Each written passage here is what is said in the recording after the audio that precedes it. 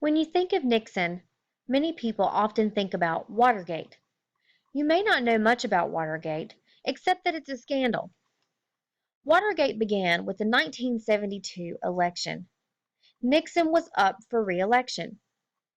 A group of Nixon's men that were a part of the organization called CREEP, or Committee to Re-elect the President, broke into the Watergate Hotel to steal campaign secrets from the Democrats.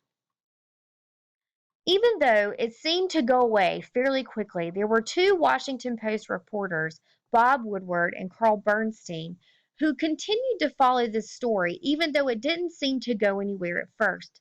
They just continued to dig and dig and dig until they began to find information that they were looking for. Nixon won this election, so everything seemed to go away.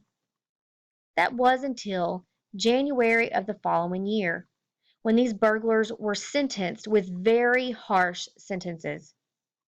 They were told that if they agreed to give evidence that implicated people in Nixon's administration, that they would be given much lighter sentences. So one of those burglars agrees to testify. He's going to implicate Nixon and his administration. Nixon's top aides resigned, and then followed very quickly with there being a special prosecutor assigned to this investigation. When the Senate begins to investigate, they find out that there were tapes of many conversations that went on in the White House. Congress is going to ask for those tapes of those conversations, but Nixon is going to refuse to turn them over, saying it was a matter of national security and that it was his executive privilege to refuse to turn them over.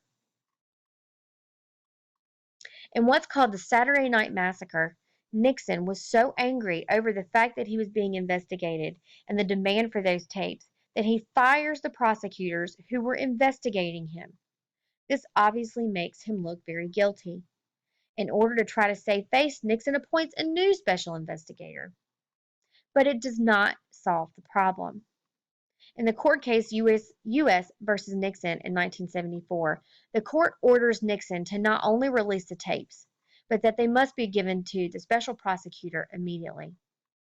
Nixon, once again, does not fully comply, and he only gave transcripts of the tapes. And those transcripts were edited, and there were very large portions of the tapes that were missing. Even though Nixon tried to claim that this was simply an error made by one of his secretaries, many felt that there were other things behind it, that it was done intentionally.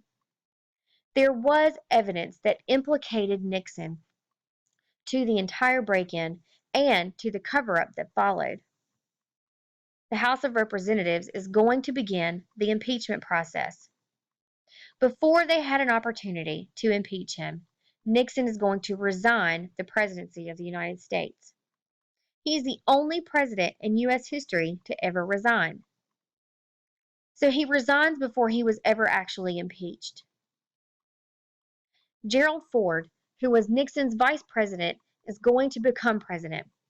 He's going to be called the unelected leader. This is because nobody in the United States ever actually voted for Gerald Ford.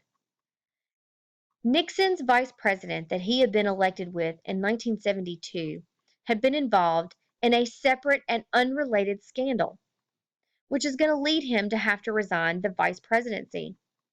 When that happens, Nixon was allowed to appoint a new vice president in Gerald Ford.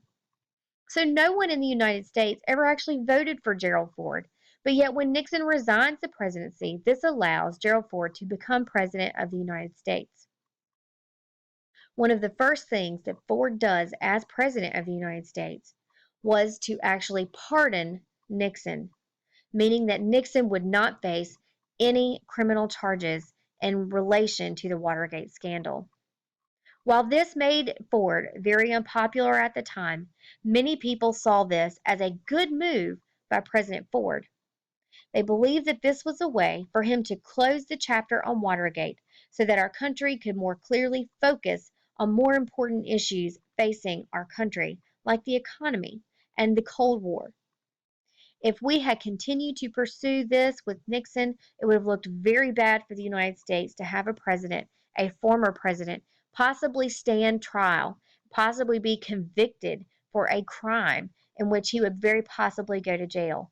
This would have been very bad for the image of the United States, and the fact that we were right in the middle of the Cold War would have made it even worse. So, although this was very unpopular, many historians now look much more kindly on Gerald Ford and his decision to pardon Nixon.